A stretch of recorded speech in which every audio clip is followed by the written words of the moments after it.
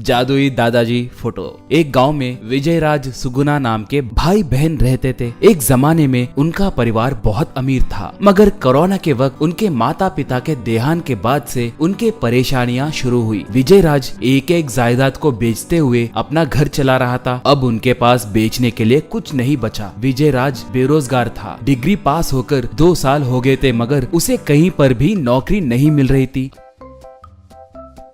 अब नौकरी पाने की कोशिश करने के लिए भी उसे चिढ़ मचने लगी। बचे हुए पैसे भी खत्म होने के बाद हम क्या करेंगे भैया कहकर बहन पूछे तो उसे क्या जवाब देना है समझ नहीं आने के कारण वो खामोश हो जाता था।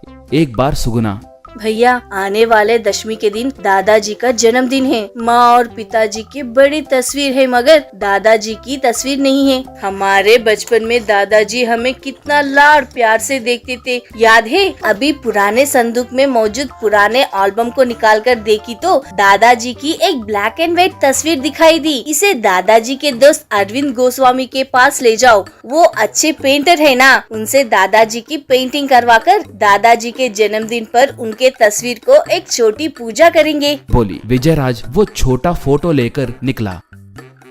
80 साल का अरविंद गोस्वामी उस फोटो को लेकर, तुम्हारे दादा गोपाल स्वामी से मेरा रिश्ता दोस्ती से भी बढ़कर है। अभी पेंट करना शुरू करूंगा, उसके जन्मदिन तक दे दूंगा, कहा। अब अरविंद स्वामी की पेंटिंग लगभग खत्म हो चुकी थी। अरविंद स्वामी ब्रश से आंखों पे रंग लगाने लगा तो तभी यार अरविंद कहकर एक आवाज सुनाई दी। अरविंद चारों ओर देखकर किसी के दिखाई नहीं देने से फिर से पेंटिंग करना शुरू किया। तभी तुम्हें ही बुला रहा हूँ, दोस्त हो कहकर तुम पे भरोसा किए तो तुमने क्या किया भूल गए, कहकर आवाज सुनाई दिया। अरविंद घबराकर गोपाल स्वामी मैंने क्या किया, तुम कहाँ से बात कर रहे हो, कहकर डरे हुए आवाज में पूछा। तुम जो पेंटिंग डाल रहे हो ना उसमें से बात कर रहा हूँ, कहकर गोपाल स्वामी की आवाज सुनाई दी। अरविंद स्वामी डरते हुए मैंने क्या गलत किया गोपाल स्वामी, कहकर पूछा। गोपाल स्वामी तब अब मासूम बनकर मुझसे उल्टा सवाल पूछ रहे हो। मेरे मरने से पहले मेरे बच्चों के नाम पे डालने के लिए दिए 5 लाख रुपयों का चेक उन्हें दिए बिना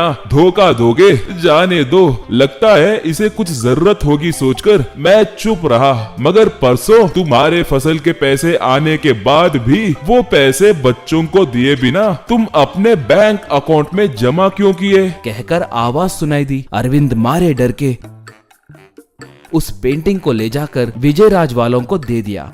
विजयराज और सुगुना उस पेंटिंग को दीवार से लटकाए। दादाजी के जन्मदिन पर पहनने के लिए अच्छे कपड़े नहीं हैं। मेरे सहेलियों को घर बुलाने की सोची थी, मगर इन फटे हुए कपड़ों के साथ बुलाने शर्म आती है, कहकर सुगुना बोली। विजयराज तब मेरे भी कपड़े फट गए हैं। दादाजी का पसंदीदा चॉकलेट केक खरीदने के लिए सोचे तो पैसे नहीं है। यूं कहने लगा तो अचानक से तेज हवा आई और दादाजी की तस्वीर हिलने लगी। भाई बहन दोनों उस तस्वीर के पास जाकर तस्वीर को गिरने से बचाए। तब 2 जोड़े कपड़े, चॉकलेट केक सब उस तस्वीर के अंदर से बाहर आए।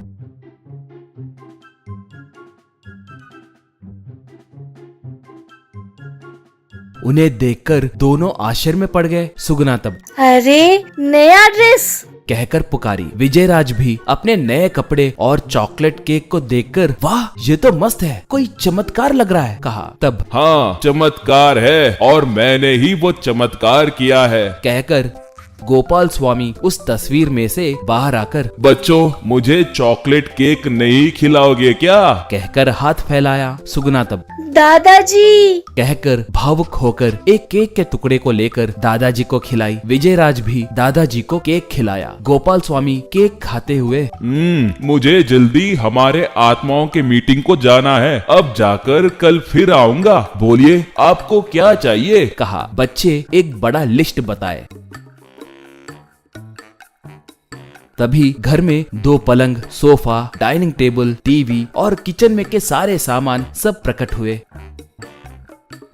विजयराज थैंक यू दादाजी, कहा। सुगुना तब मेरे दादाजी कितने अच्छे हैं, कहकर प्यार से झप्पी दी। गोपाल स्वामी अगले दिन फिर से उस तस्वीर में से बाहर आया। सुगुना तब दादाजी भैया को नौकरी नहीं है। तुम चाहे ऊपर जितने भी व्यस्त रहो, मगर महीने महीने भैया को 10,000 रुपए देकर जाओ ताकि उसे काम ना करना पड़े, बोली गोपाल स्वामी तब। मेरी प्यारी पोती, मैं चीजों को प्रकट कर सकता हूँ मगर पैसों की सृष्टि मैं नहीं कर सकता। मैं 3 साल पहले मेरे मरने से पहले मेरे दोस्त अरविंद स्वामी को उस पे भरोसा करके 5 लाख रुपए का चेक देकर वो पैसे तुम दोनों के नाम पे बैंक में डालने के लिए कहा, तो वो उन पैसों को अपने अकाउंट में डालकर आपको दिए बिना मुझे धोखा दिया। उसे सबक सिखाकर उन पैसों को ब्याज के साथ वसूल करके तुम्हें दूंगा, कहकर गायब हो गया। वो सीधे अरविंद स्वामी के पास जाकर, यार अरविंद, तुम्हारा अपना कोई नहीं है। नाव में सिंगापुर टूर को जाते हुए सब समुन्द्र में डूबकर मर गए। अब तुम 80 साल के बूढ़े हो गए हो। लालच के चलते मेरे बच्चों के पैसे भी ऐंठ लिए। अब भी देरी नहीं हुई, वो 5 लाख रुपए मेरे पोता और पोती के नाम पे डाल दो। चलो बैंक चलते हैं। पैसों को हमारे बच्चों के नाम पे करने के बाद ही मैं मेरे लोग को जाऊंगा, कहा अरविंद गोस्वामी तब। मैं नहीं आऊंगा, मेरे अकाउंट में ही है ना, इसलिए वो मेरे पैसे हैं, कहा। अब गोपाल स्वामी को गुस्सा आया और वो, तुम नहीं बदलोगे। अगर तुम नहीं किए तो वो काम तुमसे कैसे करवाना है मुझे अच्छे से पता है। तुम्हें पैसों का लालच बहुत है ना, इसलिए मैं तुम में घुसकर तुमसे मेरे सारे काम करवाकर तुम्हारे जायदाद को भी मेरे पोतों के नाम पे करवा दूंगा। तुम्हारा एक पैर यहाँ है तो दूसरा कब्र में है, इतनी जायदाद का क्या करोगे, कहकर अरविंद को वश में कर लिया।